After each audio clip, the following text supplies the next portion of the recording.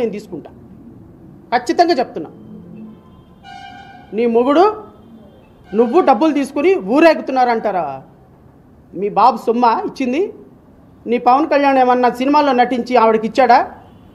SC ST చట్టంలో బాధితుల చనిపోయిన కుటుంబాలకి హక్కుగా వచ్చేటువంటి డబ్బులు గత ప్రభుత్వం ఇచ్చింది. నువ్వెవడో రిటర్న్ చేయమంటానికి నీకేం హక్కు ఉంది? అవసరమైతే దమ్ముంటే ఆ డబ్బులు రిటర్న్ చేసి మాట్లాడమని ఒక ట్రైబల్ మహిళ, ఒక ఒక ఒక కాళ్ళు లేని అంగవైకల్యంతో ఉన్నటువంటి ఒక మహిళ ఆవిడ నిన్ను అనింది, నాకు ఇచ్చినవన్నీ రిటర్న్ ఇచ్చేస్తాను సార్, నా పాపం నీకు తీసుకొచ్చేవ్వండి సార్ అని. దానికి సమాధానం చెప్పు, idiot you are, such an idiot you are.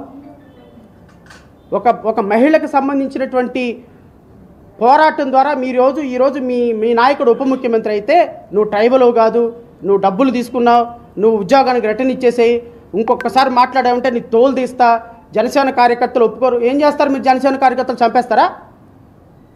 నరికేస్తారా? భయపెడుతున్నారా? అంటే ఆవిడ పాప మరణం కోసం మీకోసం ఉపయోగించినప్పుడు గుండెలకు అద్దుకొని రామ్మ నా చెల్లి ఎలాంటి పాపకు మరణం జరగకూడదని ఊగిపోతారా? అయ్యా నా కూతుర్ని చంపిన వాడిని ఆ ఊరు చట్టం ముందుకు తీసుకురండి అయ్యా నా తల్లి మాట్లాడితే మీరు ఈరోజు ఆ తల్లిని బెదిరిస్తారా? అంటే ఏంటి మీ ఉద్దేశం? నువ్వైతే మాత్రం చెప్పులు తీసుకొని చాటలు తీసుకొని నా కొడకల్లారని ముఖ్యమంత్రి ఎమ్మెల్యేలని వాళ్ళ పార్టీ మంత్రులు అందరినీ చెప్పులు తీసుకొని నీ అధినాయకుడు చూపించి ప్రశ్నించవచ్చా? అసలు నువ్వు పార్టీ పెట్టిందే ప్రశ్నించడానికా? ఈరోజు ప్రశ్నిస్తే వాళ్ళని మాత్రం వాళ్ళంతా చూస్తారా? మీ కార్యకర్తలు ఏం చేస్తారా? మీరు ఏం చేస్తారు? మీరు జనసేన కార్యకర్తలు ఏం చేస్తారు? చంపేస్తారా? మీ వీర మహిళలు ఏం చేస్తారు? పొడి చేస్తారా? ఎవరిని పొడి చేస్తారు? ఎంతమందిని పొడుస్తారు? చూద్దాం రండి. ఆ పాపని కాళ్ళు లేని వాళ్ళ మీద మీ ప్రతాపం చూపిస్తారా? సిగ్గుంటే మీ మగతనం ఏదో ఆ నిందితుల మీద చూపించండి. ఆ పాపను 14 సంవత్సరాల పాపను రేప్ చేసి వదిలేశారు కదా, ఆ పాపను చూపించండి.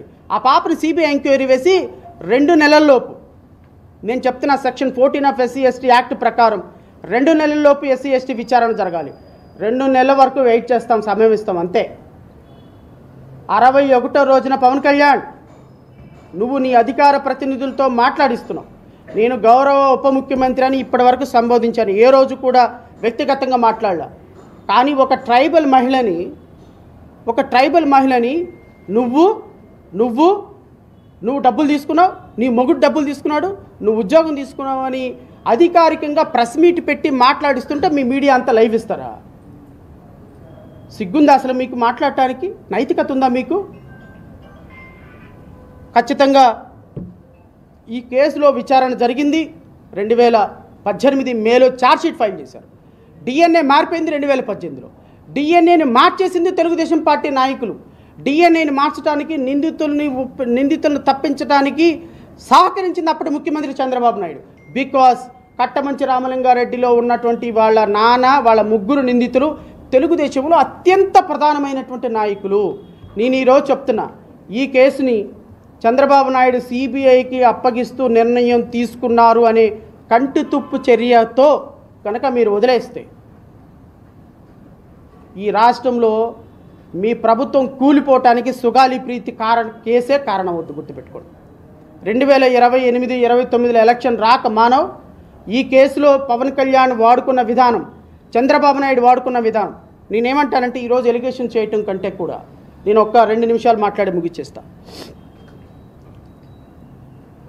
సుగాలి ప్రీతి చనిపోయినప్పుడు ఇది చాలా ఇంపార్టెంట్ అంశం కాబట్టి మీలాంటి వ్యక్తులందరికీ కూడా ఈ విషయాల పట్ల ఒక అవగాహన ఉండాలి. రాష్ట్ర ప్రజలకి ఒక మంచి సంకేతం వెళ్ళాలి. సార్, సుగాలి ప్రీతి చనిపోయిన వెంటనే ఈ పాపకు సంబంధించి పోస్ట్మార్టం రిపోర్ట్ చేశారు సార్. పోస్ట్మార్టం రిపోర్ట్ చేసినప్పుడు ఈ పోస్ట్మార్టం రిపోర్ట్లో దిగ్భ్రాంతికరమైనటువంటి అంశాలు వచ్చినాయి.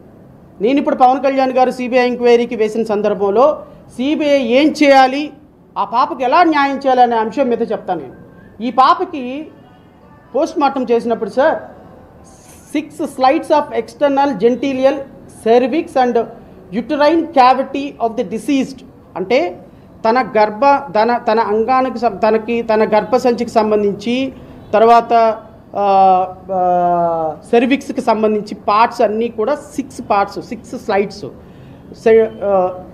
పోస్ట్ మార్టం రిపోర్ట్కి పంపించినప్పుడు, ఫోరెన్సిక్ సైన్స్ ల్యాబొరేటరీకి పంపించినప్పుడు వీళ్ళు ఇచ్చినటువంటి సైటాలజీ రిపోర్టు డేటెడ్ 21/8/2017 21/8/2017 అంటే జరిగిన 2 రోజులకే ఈ మొత్తం పార్టులు మొత్తాన్ని తీసి ఎగ్జామినేషన్కి పంపించినప్పుడు semen examine shows specific sperms with a few endocervical cells with admired sperms of human beings complete from the head, body and tile.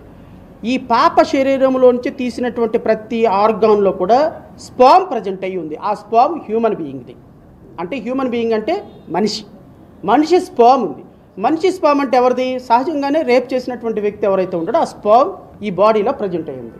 Sir దాని తర్వాత ఏం చేశారు అంటే ఈ రిపోర్ట్ని సైటాలజీ రిపోర్ట్ అంటే మెడికల్ టెర్మినాలజీలో cytology report, histopathology report, culture report, chemical analysis report, viscera analysis report, ఇవన్నీ కూడా 6 రిపోర్ట్లు తెలంగాణ సైన్స్ ఫోరెన్సిక్ ల్యాబొరేటరీకి పంపించి, అప్పుడు మనకు ఆంధ్రప్రదేశ్లో సైన్స్ ల్యాబొరేటరీ లేదు, అప్పుడు 2 స్టేట్లకు కలిపి ఒకటే ల్యాబొరేటరీ ఉండేది. హైదరాబాద్ పంపించినప్పుడు వీళ్ళందరూ కూడా ఇచ్చినటువంటి ఒపీనియన్ ఏంటి అంటే ఈమెడ మరణానికి కారణం ఉరి వేసుకొని చనిపోయింది, but there is a evidence of recent sexual intercourse prior to her death. చనిపోవటానికి ముందు ఆవిడ multiple times recent sexual intercourse అంటే మల్టిపుల్ టైమ్స్ ఆ పాపని ఎవరో సెక్స్ చేశారు అని చెప్పి రాశారు. Right, very good. ఇప్పటి వరకు జరిగినటువంటి ఈ రిపోర్ట్లో ఆ పాప ఒకటైతే వెరీ క్లియర్. నేను గౌరవ ముఖ్యమంత్రి గారిని, ఇన్వెస్టిగేషన్ ఆఫీసర్ని అడుగుతున్నా, ఒక విషయం అయితే వెరీ క్లియర్, ఆ పాప అయితే రేప్ చేయబడింది మరణానికి ముందు. ఎవరు చేశారు? Investigation has to find out. ఎవరు చేశారు, ఎలా చేశారు, ఎక్కడ చేశారు, ఎన్ని గంటలకు చేశారు, ఎన్నిసార్లు చేశారు అనేది ఇన్వెస్టిగేషన్లో తేలేటువంటి అంశం.